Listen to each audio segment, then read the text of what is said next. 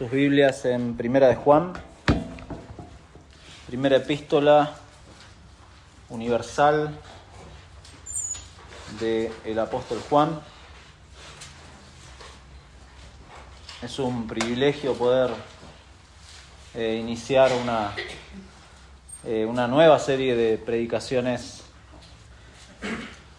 en una carta que no solamente es especial, es hermosa en su contenido en el Nuevo Testamento, sino que como iglesia, o en lo personal, está en mi corazón porque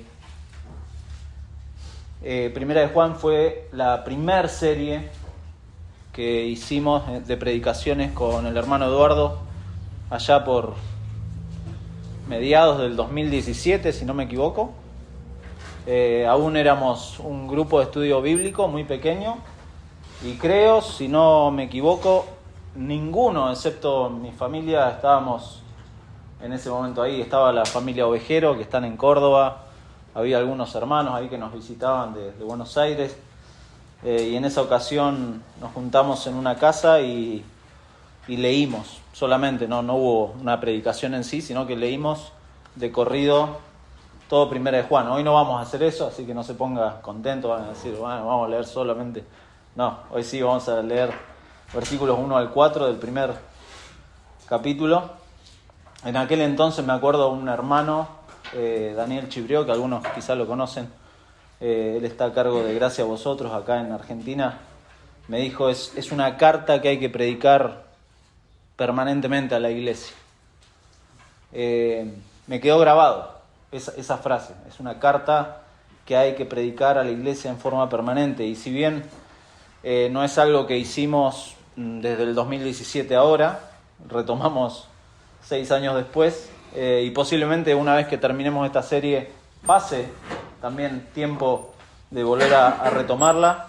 Yo le pido a mi hermano que se tome 10 minutos, o menos quizás, 10 minutos o menos, todos los días, o la mayoría de los días que pueda, para agarrar y leer Primera de Juan, de corrido, para leerla y recordar las verdades que esta preciosa carta tiene para el creyente principalmente, para el creyente. Así que vamos a leer versículos 1 al 4, luego vamos a orar y pedirle al Señor su guía.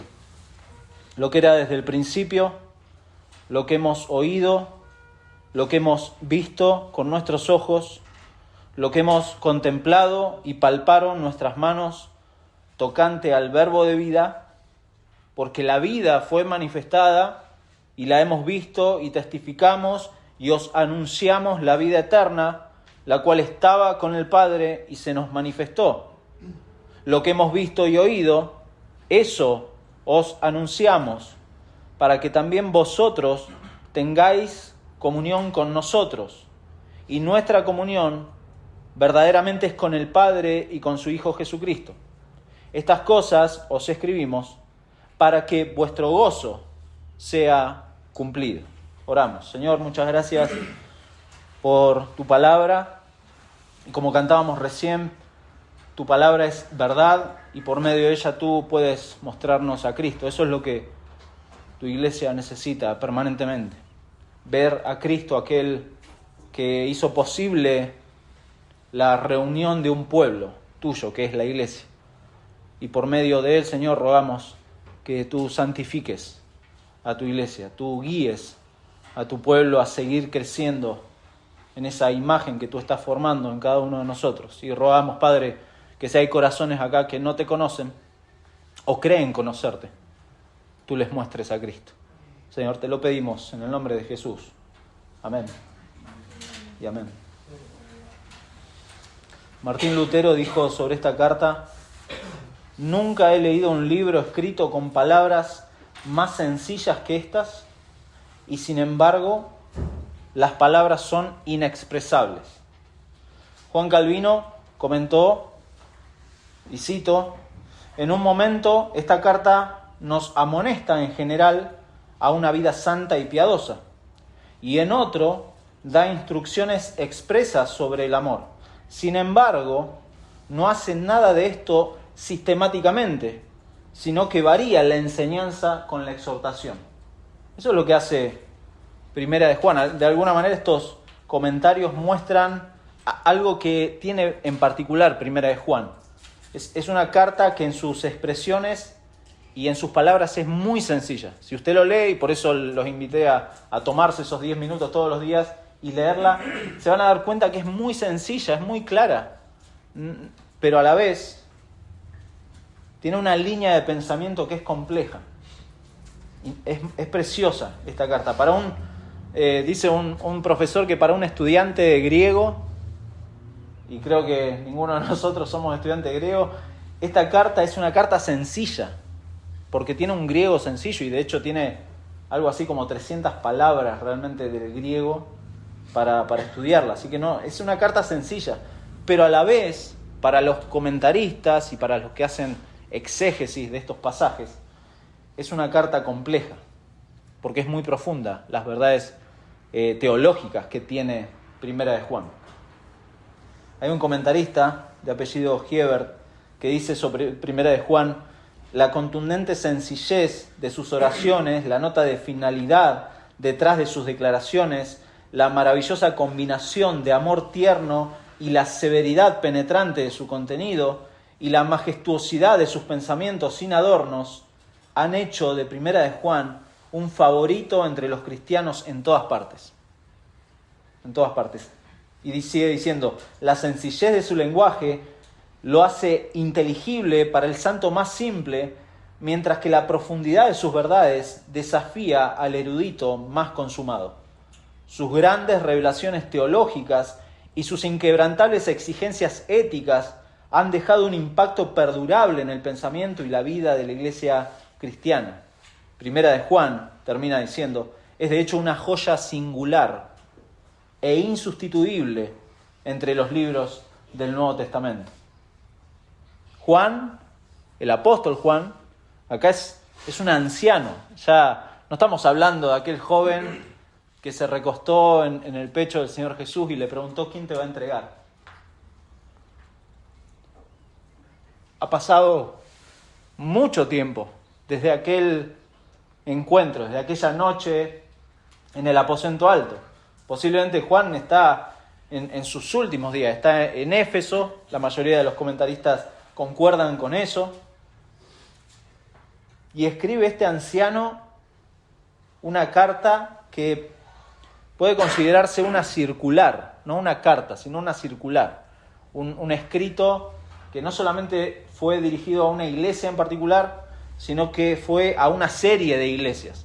Y por eso usted va a encontrar que esta carta empieza así, lo que era desde el principio. No arranca con un saludo, bueno, el apóstol Juan a la iglesia tal, como hace Pablo, como hace Pedro. Tampoco va a encontrar al final un saludo de despedida. Va a encontrar un contundente: hijitos guardaos de los ídolos. Amén. No hay un saludo de despedida, no hay nombres. Usted no va a encontrar nombres propios, porque evidentemente esta era una circular que no era a una sola iglesia, sino a un grupo de iglesias en donde Juan los conocía, porque de hecho también usa términos muy familiares: hijitos, y les habla de eso. Lo que quiere hacer Juan acá es confirmar a los verdaderos creyentes, asegurándoles en la verdadera comunión y ayudándolos a discernir las señales de la verdadera fe, la fe genuina. De eso se trata la carta. ¿Usted quiere saber si es un cristiano verdadero? Lea Primera de Juan. Si usted tiene dudas, lea Primera de Juan. Usted tiene algún familiar, algún conocido que va a una iglesia y no sabe realmente si es creyente, lea Primera de Juan. Lea Primera de Juan y va a ver estas señales de una verdadera fe. De eso se trata esta carta. El tema de este prólogo que empieza acá Juan es la identidad del Verbo, de Jesucristo, del cual Juan y los apóstoles han sido testigos, al cual proclaman como el fundamento de la comunión entre los creyentes y la fuente principal del gozo del creyente. 4 veces en la carta de Juan nos dice Juan mismo por qué escribe. Muy interesante, búsquelo después, pero se los digo rápido. Bueno, lo hemos leído ahí en el versículo 4. Estas cosas os escribimos para que vuestro gozo sea cumplido. Para promover el verdadero gozo en el Hijo de Dios, que está relacionado con tener comunión con otros y con el Padre y con el Hijo. ¿Sí? Es lo que dice el versículo 3 también. En el 2.1 dice: estas cosas os escribo para que no pequéis. O sea, para evitar que el Hijo de Dios cometa pecado, para que no peque. Capítulo 2, versículo 26, os he escrito esto sobre los que os engañan, para proteger a los hijos de Dios de los falsos maestros. Porque evidentemente estos hermanos estaban teniendo dificultades con eso. Y al final, capítulo 5, versículo 13, dice: estas cosas, y esto es quizás lo principal, estas cosas os he escrito a vosotros que creéis en el nombre del Hijo de Dios, o sea, a los creyentes, para que sepáis que tenéis vida eterna y para que creáis en el nombre del Hijo de Dios. O sea, no solamente para el creyente, sino también para aquellos que tienen dudas, para que sepáis que tenéis vida eterna, para que creáis en el nombre del Hijo de Dios, para asegurar la salvación de los hijos de Dios. Preciosa esta carta. Y esta primer parte, como idea, para los cristianos, solamente Jesucristo es el fundamento de nuestra comunión y la fuente principal de nuestro gozo. Esa es la idea. Si su vida está fundamentada en otra cosa, si su gozo depende de las circunstancias o de otra fuente que no sea Jesucristo, déjeme decirle, en primera instancia, que usted necesita reconocer que es un miserable pecador delante de Dios y que necesita arrepentimiento y que necesita vida nueva de parte de Dios para ver el tesoro más preciado que el cristiano tiene y que es Jesucristo. Por eso dice capítulo 5, versículo 12, Juan: el que tiene al Hijo tiene la vida. El que no tiene al Hijo de Dios no tiene la vida. Muy sencillo, es muy claro. El que tiene a Cristo tiene la vida. El que no tiene a Cristo no tiene la vida. Bueno, sí, pero no, es lo que dice. El que tiene al Hijo, el que tiene a Cristo. Si su perspectiva de la vida, si sus proyecciones, si su amor, si su corazón está en otras cosas y no en Jesucristo, déjeme decirle, con todo el dolor del alma, usted no tiene vida. Usted no tiene a Cristo. Y está muerto en sus pecados. Y necesita a Cristo. Necesita a Cristo. Un Cristo, en primer lugar, que es manifestado visiblemente. Versículos 1 y 2. Dice: lo que era desde el principio, lo que hemos oído, lo que hemos visto con nuestros ojos, lo que hemos contemplado y palparon nuestras manos tocante al verbo de vida, porque la vida fue manifestada y la hemos visto y testificamos y anunciamos la vida eterna, la cual estaba con el Padre y se nos manifestó. El Cristo manifestado visiblemente. Estos primeros versos son considerados el prólogo, como dijimos, como una circular a varias iglesias, justamente por esta ausencia de saludo. Incluso al final dijimos, no hay un saludo de despedida, no hay nombres que identifiquen a los hermanos de alguna iglesia. Y acá en este versículo 1 usted puede ver 3 veces una palabrita ahí que se repite: lo que. Parece como, en el original es un pronombre que apunta a alguien. Y evidentemente en el texto ese alguien es, como menciona al final, tocante al verbo de vida, acerca del verbo, en referencia al verbo, a Jesucristo. Y si bien Juan habla en categorías de conocimiento presencial, fíjese que dice oír, ver, percibir, tocar, esto va más allá de eso. Ellos sabían que Jesús era real, habían sido enseñados por Él. Y acá puede usted detenerse un minuto y pensar, y claro, eso es una ventaja. Bueno, yo lo pensaba, ¿no? Cuando iba leyendo, digo, claro, esta gente, y sí, estuvieron con Jesús. caminaron 3 años, enseñado 3 años con Jesús. Claro, es una ventaja tremenda. ¿A quién no le hubiera gustado? Por lo menos los cristianos, ¿a quién no le hubiera gustado? Yo nací 20 siglos después y no tuve esto. No tuve el privilegio de ver, de caminar, de ser enseñado por el Señor mismo. Pero aunque Juan diga que basa su conocimiento de esta fuente presencial, de este contacto directo con Jesús, también aparentemente se refiere a Jesús en categorías que van más allá de la observación física. Las frases que van a decir después, lo que era al principio, dice lo que era desde el principio, y después dice la vida eterna, la cual estaba con el Padre y se nos manifestó en ese paréntesis del versículo 2. Se pueden entender de esa manera. Son 2 frases que hablan de más allá de esta relación directa con Jesús. Estos, además de referirse a la autoridad de los apóstoles, que vieron obviamente desde el principio el ministerio del Señor, su obra sacrificial en favor de los pecadores, también se refiere al misterio de la encarnación, lo que era desde el principio. El Hijo de Dios que estuvo desde el principio con el Padre. Ellos vieron, sí, todo eso, pero vieron a la palabra que es vida. Percibieron algo más que solamente al Jesús histórico. Ellos percibieron algo más. De hecho, si usted se pone a pensar, ¿cuántos vieron los milagros del Señor Jesús? ¿Y cuántos creyeron en Él? Y acá podemos hacer un paréntesis y decir, claro, porque el creyente es alguien que es nacido de Dios, como dice justamente el mismo autor, Juan, en el Evangelio de Juan. Es alguien nacido de Dios, no de la carne, no por voluntad de varón, no por ver un milagro, no porque alguien le informó a otra persona, mirá, no, sino que es nacido de Dios.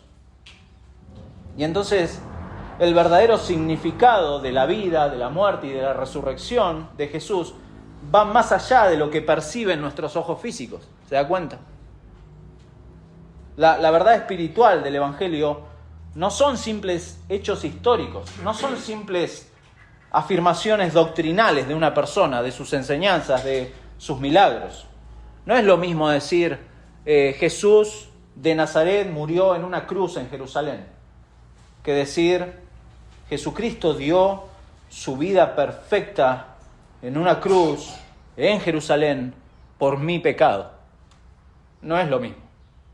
¿Se da cuenta?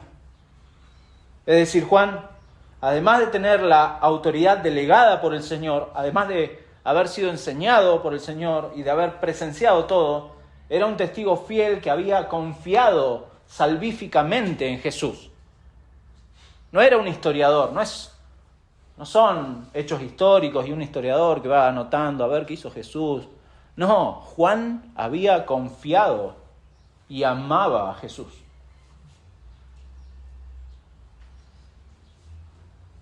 Era un testigo fiel. Entonces esta autoridad de Juan, como testigo de la vida verdadera, pone un fuerte fundamento en el resto de la carta. Juan está afirmando que lo que está hablando o anunciando a sus hermanos es el mensaje apostólico sobre Jesucristo, con la autoridad apostólica de aquellos que han experimentado la revelación de Dios a través de Jesús desde el principio y han creído en el eterno Hijo de Dios para ser salvos. Estos son los apóstoles. No, a ver, y acá otro paréntesis. Los hermanos saben que a mí me gustan los paréntesis. No hay apóstoles hoy. En ningún lado de la palabra de Dios usted va a encontrar la continuidad de esto que era exclusivo de estos testigos que Dios había llamado por medio de Jesucristo. Y estos tenían esta autoridad para transmitirle a la iglesia las verdades acerca del Hijo. Hay como acá una invitación implícita de creer para tener comunión con Dios, la fuente del verdadero gozo. Creer en el verbo de vida, o el mensaje, o la palabra de vida. Como dijimos acá, los pronombres neutrales, si bien hablan de Cristo, no simplemente hablan del Jesús histórico, de esta persona que nació allá en la Palestina del primer siglo. No solamente eso, sino de la importancia de su vida, de su muerte y de su resurrección. El mensaje de Dios por medio de Cristo. Y las únicas personas que tienen autoridad para hablar de ellos son estos apóstoles, como Juan. Por eso después lo vamos a ver más adelante.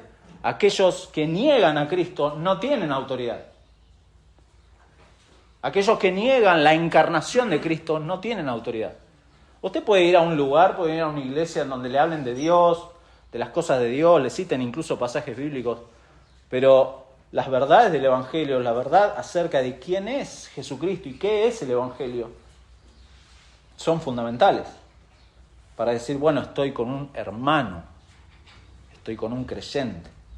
Y esto nos habla un poco de uno de los temas que más adelante va a hablar Juan, acerca de personas que sin autoridad empezaron a traer otras enseñanzas. Personas que negaban a Cristo, personas que incluso se fueron de entre ellos. Fíjese, capítulo 2, versículo 18, dice: hijitos, ya es el último tiempo, y según vosotros oísteis que el anticristo viene, así ahora han surgido muchos anticristos. Por esto conocemos que es el último tiempo. Salieron de nosotros, pero no eran de nosotros, porque si hubiesen sido de nosotros, habrían permanecido con nosotros, pero salieron para que se manifestase que no todos son de nosotros. ¿Cuál es la diferencia? O sea, ¿cómo uno identifica que una persona no es de nosotros? Por lo que confiesa acerca de Jesucristo. Por lo que confiesa acerca, y no lo confiesa solamente con su boca, puede creer en verdades históricas, como dijimos, sino que con su corazón y con su vida lo confirma. En la actualidad, la única forma que tiene el creyente de ver si está en una iglesia sana, si está en una iglesia bíblica, es viendo de qué manera la Biblia es utilizada incluso. Si uno es fiel a las Escrituras, si uno ama al Señor, si uno quiere obedecer al Señor tarde o temprano, va a considerar estas cosas, va a mirar, porque la autoridad final en las iglesias locales, en la actualidad, la tiene la palabra de Dios. La autoridad, escuche de nuevo, la autoridad en la iglesia local no la tiene Germán, no la tiene el pastor, no la tiene fulano, mengano. La autoridad final en la iglesia local la tiene la palabra de Dios sin errores, palabra de Dios que es suficiente, palabra de Dios inspirada por Dios a hombres como Juan que anunciaban a Cristo, este Cristo que se manifestó visiblemente. Pero en segundo lugar, un Cristo que es proclamado, versículo 3, como la base de la comunión. Versículo 3, lo que hemos visto y oído, es como que repite de nuevo, eso os anunciamos, para que también vosotros tengáis comunión con nosotros, y nuestra comunión verdaderamente es con el Padre y con su Hijo Jesucristo. Es como que retoma esta idea del testimonio, de la centralidad de Cristo en lo que ellos anuncian, y la palabra acá testificamos del versículo 2 aparece más de 40 veces, no solamente en las cartas de Juan, sino en el Evangelio. Es algo importante, la testificación. Usted en casa puede rastrear esto, de la importancia de esta cadena de testigos desde el Evangelio de Juan. Muy interesante, porque aparece Juan el Bautista como testigo de Jesús, Dios mismo testificando sobre el Hijo ahí en el bautismo, Jesús mismo como testigo de lo que el Padre le mandó a testificar. Una cadena que continuó con los apóstoles, quienes anunciaron al Señor ahora resucitado para alcanzar ahora a la iglesia, y ahora la iglesia basa sus enseñanzas en la tradición de los apóstoles. Por eso la iglesia en la actualidad tiene, como dijimos antes, autoridad final en la palabra de Dios.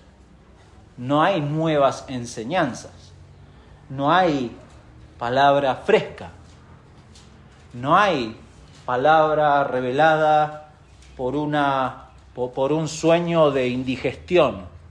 Usted me entiende. Si usted comió pesado a la noche, es muy posible que tenga sueños, algunos no bonitos. Bueno, eso no es revelación de Dios. Nosotros tenemos la palabra de Dios, por eso predicamos las Escrituras, por eso el consejo de Dios es en base a las Escrituras, por eso las prácticas de la iglesia son en base a las Escrituras, por eso cantamos en base a las Escrituras, por eso queremos ordenar nuestras vidas en base a lo que las Escrituras dicen, el consejo de Dios dice, porque son autoridad para nosotros los creyentes. Por eso uno de los fines por los cuales es anunciado el Evangelio de Jesucristo, y Juan lo dice aquí, es para que también vosotros tengáis comunión con nosotros, y nuestra comunión verdaderamente es con el Padre y con su Hijo Jesucristo. En inglés, mi inglés es de Tarzán, la palabra comunión es fellowship. En el español decimos que es como una fusión de común unión, muchas veces se usa esa idea, pero aún así nos quedamos cortos, porque tanto fellowship como esta común unión la pensamos en términos de, bueno, nos juntamos a charlar, nos juntamos a tomar algo, a charlar después de la reunión, a tener nuestro ágape mensual, a hacer actividades, a hacer reuniones, y limitamos la comunión a eso. Pero koinonía, que es la palabra en el griego, no habla solo de esta relación estrecha, sino de una asociación basada en intereses y en propósitos comunes. Intereses y propósitos bíblicos con el fin de servir al Señor. Eso es comunión. Por eso va a decir en el 1:6, si decimos que tenemos comunión con Él, con Dios, y andamos en tinieblas, mentimos y no practicamos la verdad.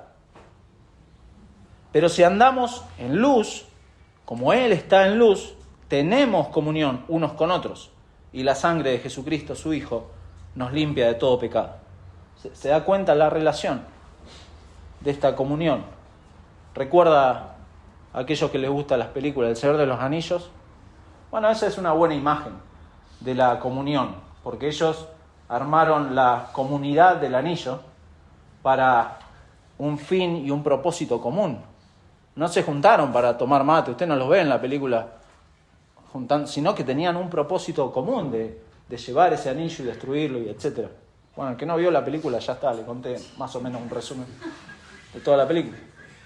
Pero el fin era ese, se juntaron en comunidad, con un fin, con un propósito común, y Cristo es proclamado como la base acá de esa comunión. Esta comunión les llega a aquellos que escuchan y confían y creen en el mensaje del Evangelio, el cual, como vimos, nos habla de la importancia de la vida con mayúscula, que procede de Dios y que caminó entre nosotros. Koinonía es precioso, porque es usado por Pablo. En 1 Corintios 6:14 dice, no estéis unidos en yugo desigual con los incrédulos. Muchas veces se usa para el tema del noviazgo, del matrimonio, este versículo, pero no, está hablando de algo mucho más grande.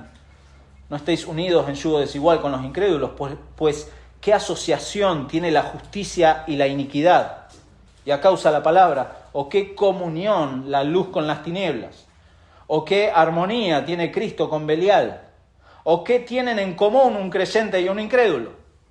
Son preguntas retóricas. Nada tienen en común un creyente y un incrédulo. ¿O qué acuerdo tiene el templo de Dios con los ídolos? Porque nosotros, y está hablando a los creyentes, somos el templo del Dios vivo. Entonces, ahí está la comunión. En su condición de pecador, el ser humano, en su condición caída, los hombres no tienen nada en común con Dios.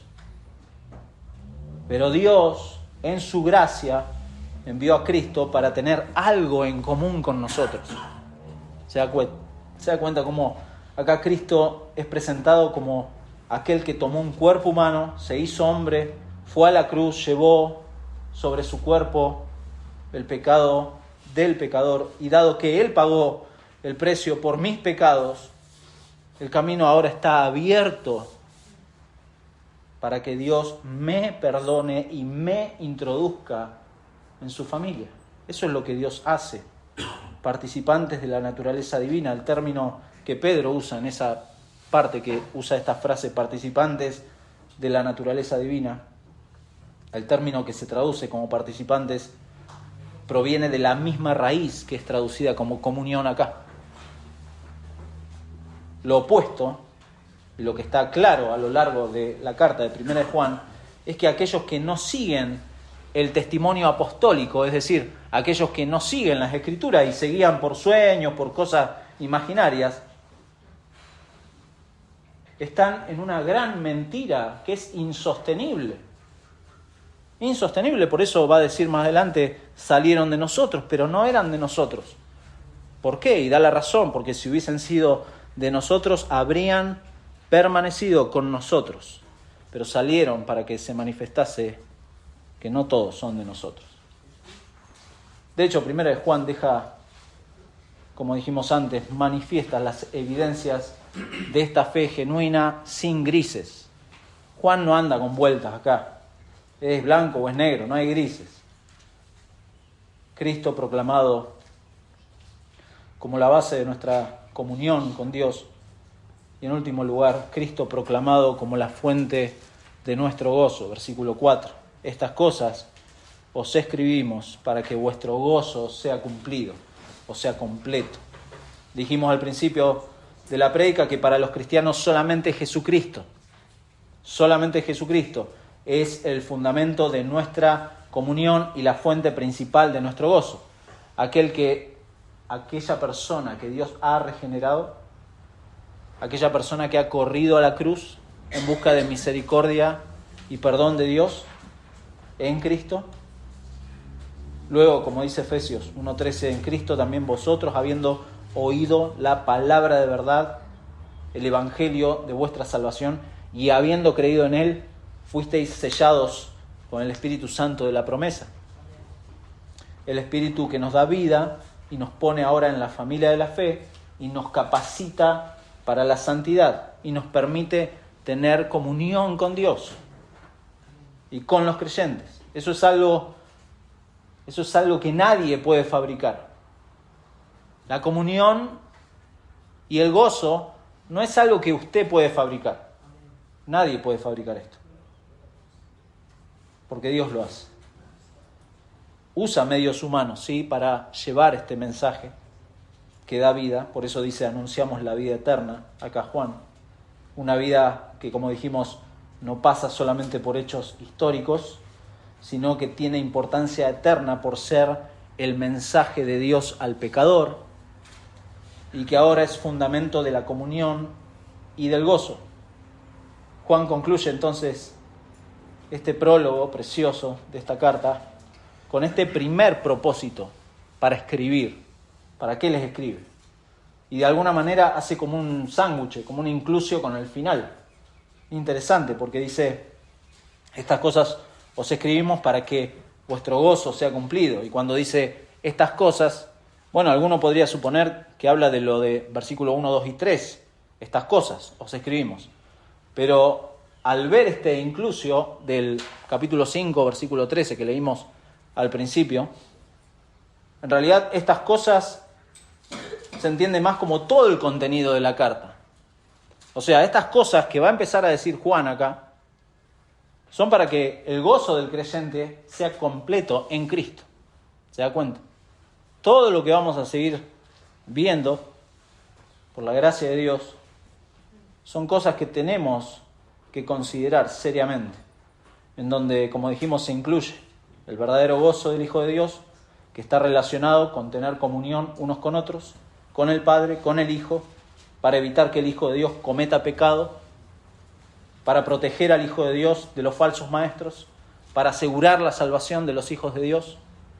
Todo esto va a hablar Juan a partir de ahora. Entonces Juan se presenta acá como un testigo autorizado para hablar estas cosas acerca de la vida verdadera en Cristo. Un mensaje, como dijimos, se basa en la realidad, sí, en la realidad histórica de Cristo, pero aún más en la importancia de esos hechos históricos que tienen para el creyente. Y eso es para considerar, creer y confiar en estas cosas permanecer en ellas, como dice acá, van a afirmar esa comunión que Dios ha dado a los suyos. Va a afirmar al creyente para que siga conociendo a Dios verdaderamente por medio de las Escrituras, a fin de que el gozo de estos hermanos y el nuestro sea perfeccionado por Dios, sea completo. Y estas últimas palabras, y con esto vamos concluyendo, en el propósito inicial de Juan, hacen como rememoran las palabras de nuestro Señor Jesucristo, justamente en el Evangelio de Juan, ahí en capítulo 15, se los leo, no lo busque, capítulo 15, versículo 9, dice: como el Padre me ha amado, así también yo os he amado, permaneced en mi amor. Si guardareis mis mandamientos, permaneceréis en mi amor, así como yo he guardado los mandamientos de mi Padre y permanezco en su amor.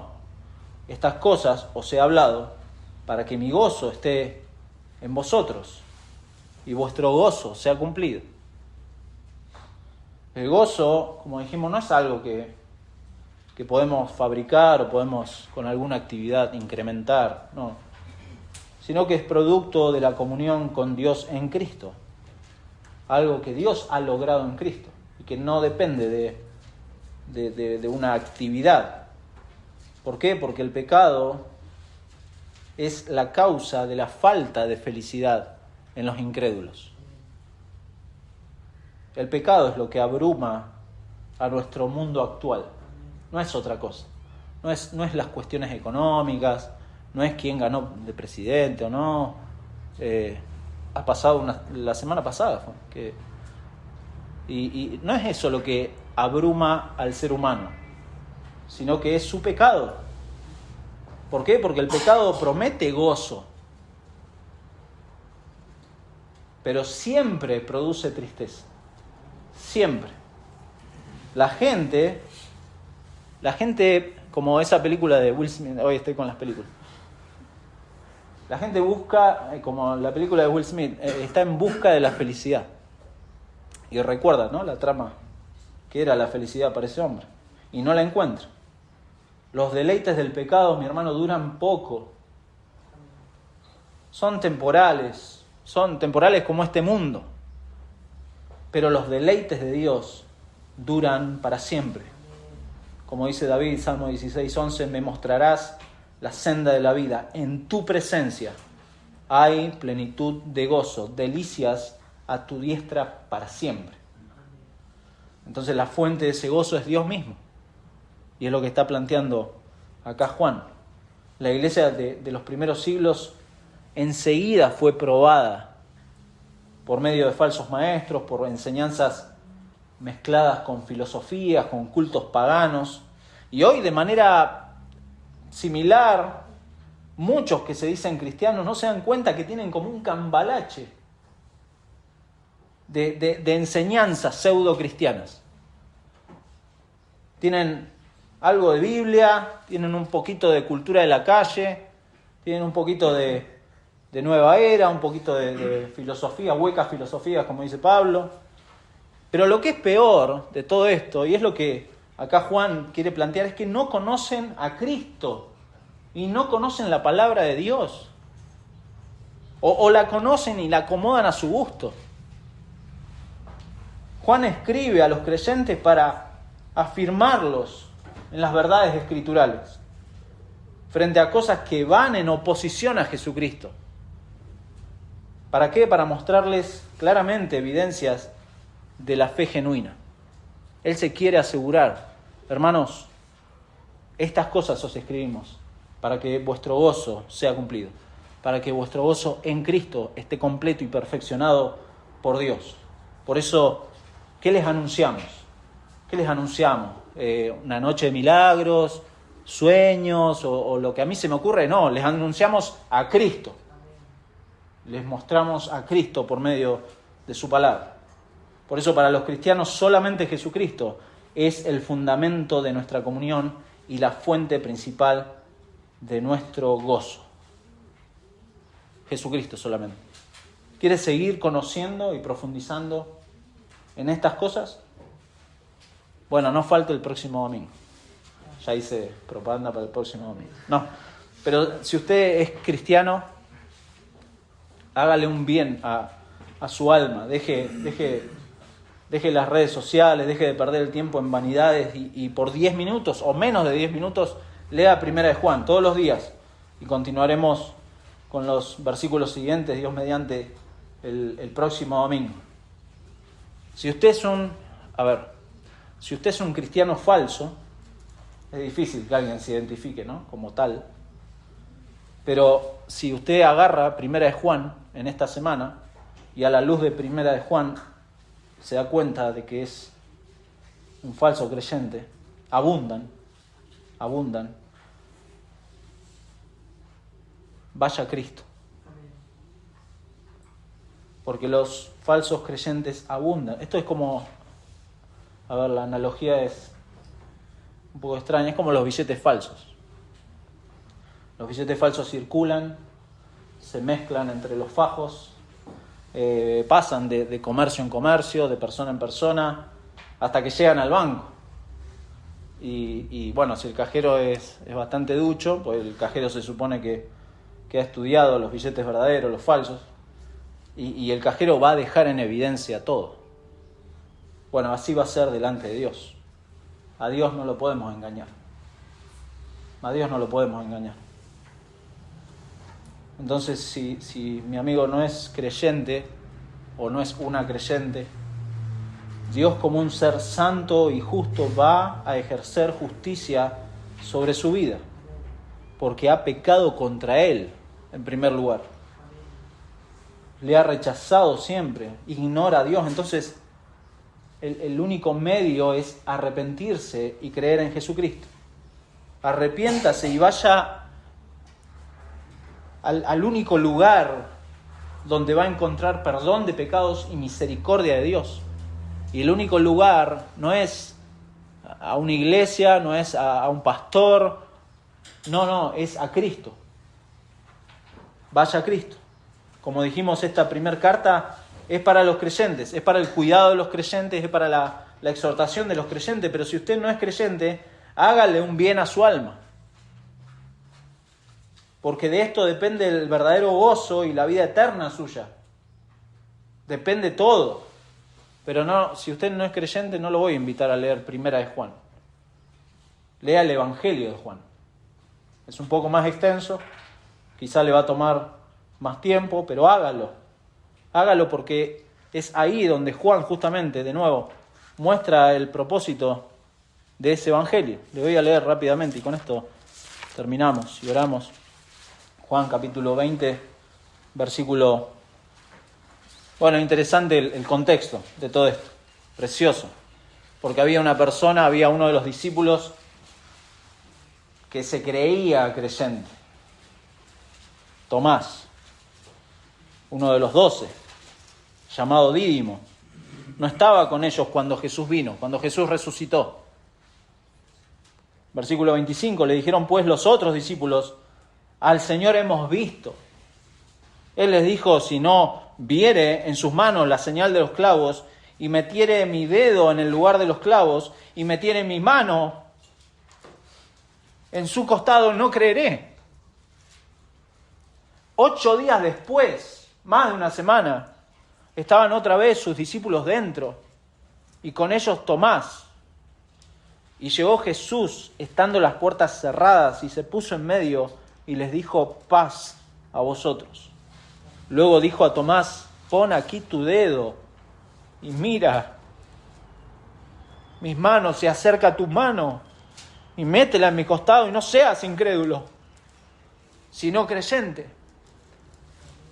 Tomás vio, Tomás escuchó, paz a vosotros. Tomás metió la mano en el costado de Jesús. Pero necesitó escuchar, no seas incrédulo, sino creyente. Entonces Tomás respondió y le dijo, Señor mío y Dios mío. Jesús le dijo, porque me has visto, Tomás, creíste. Bienaventurados los que no vieron y creyeron. hizo además Jesús muchas otras señales en presencia de sus discípulos, las cuales no están escritas en este libro, pero estas se han escrito para que creáis que Jesús es el Cristo, el Hijo de Dios, y para que creyendo tengáis vida en su nombre. Este es el propósito del Evangelio de Juan. Si usted no es creyente, haga un bien a su alma y lea este precioso Evangelio del mismo autor de esta carta que hoy hemos comenzado. Vamos a orar. Señor, muchas gracias por dejarnos tu palabra y en ella poder encontrar las verdades acerca de nuestro Señor y Salvador, el Señor Jesucristo. Gracias porque a través de ella tú nos has mostrado, tu Espíritu Santo ha sido el autor de la regeneración y de la vida nueva que le has dado a los creyentes, pero también es quien nos ayuda en esta carrera que tenemos por delante, en esta carrera en donde no estamos solos, sino que estamos poniendo los ojos en Jesús, el autor y consumador de nuestra fe. Y como dice Hebreos, quien puso el gozo por delante para cumplir este propósito eterno de traer hijos tuyos a la gloria. Señor, gracias por tu palabra, porque en ella no solamente los creyentes encontramos exhortaciones, consuelo, amonestaciones para nuestra vida y para seguir creciendo en el Señor, sino qué precioso, Señor, poder ver a Cristo, como cantábamos al principio, muéstranos a Cristo. Y en tu palabra siempre estás mostrándonos a aquel que es la fuente de nuestra comunión contigo, la fuente de nuestro gozo, a nuestro Señor Jesucristo. Padre, en su nombre también pedimos, Señor, que actúes y obres poderosamente en aquellos corazones que no te conocen o que creen conocerte y aún no se han rendido a tu autoridad, Señor. Rogamos que tengas misericordia de esas vidas, Señor. Te pedimos, Padre, todo esto en el nombre de Jesús. Amén y amén.